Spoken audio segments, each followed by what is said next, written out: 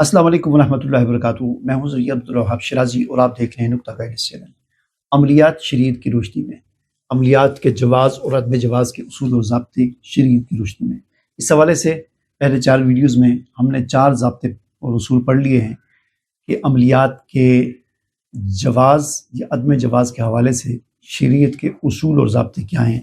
तो 4 वीडियो में हमने 4 उसूल पढ़े हैं। आज 5वीं वीडियो में हम 5वां उसूल और ज़ाब्ता पढ़ेंगे। ये छोटी सी मुख्तसर सी बात है, आज बिल्कुल आसान सी। हमें याद रखना चाहिए कि मुरव्विज अमलियात जो हमारे मुआशरे में जो राइज अमलियात हैं, इनकी हैसियत महज एक इलाज की सी है, ठीक है ना। वो बात अलग है कि कौन सा इलाज जायज़ कौन सा नाजायज़, इतनी कहाँ तक इसका जवाज़ है, कहाँ तक अदम जवाज़ है। मैं सिर्फ ये बता रहा हूँ कि मुरव्विज अमलियात की हैसियत महज इलाज की है, ये कोई दीन नहीं है, ठीक है ना।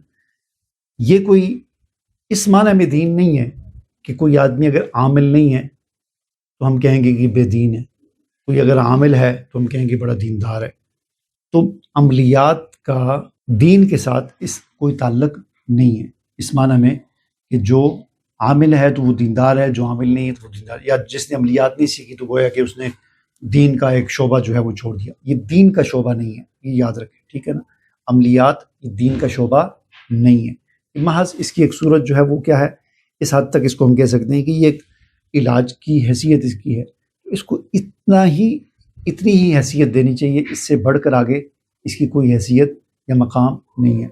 अगर हम इससे बढ़कर कोई मकाम देने की कोशिश करेंगे, इसकी मिसाल ऐसी होगी कि जैसे दीन के अंदर कोई नई चीज़ ईजाद करना, और दीन के अंदर कोई नई चीज़ ईजाद करना ये बिदअत है, और हर बिदअत गुमराही है, और गुमराही का नतीजा जहन्नम है।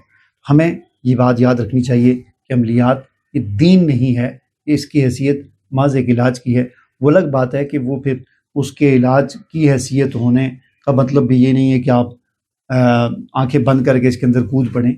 उसकी भी फिर शराइत हैं, कहाँ तक जायज़ है कहाँ तक नाजायज़ है, वो एक अलग चीज़ है, ठीक है। मुझे इजाज़त दीजिए, अल्लाह हाफ़िज़।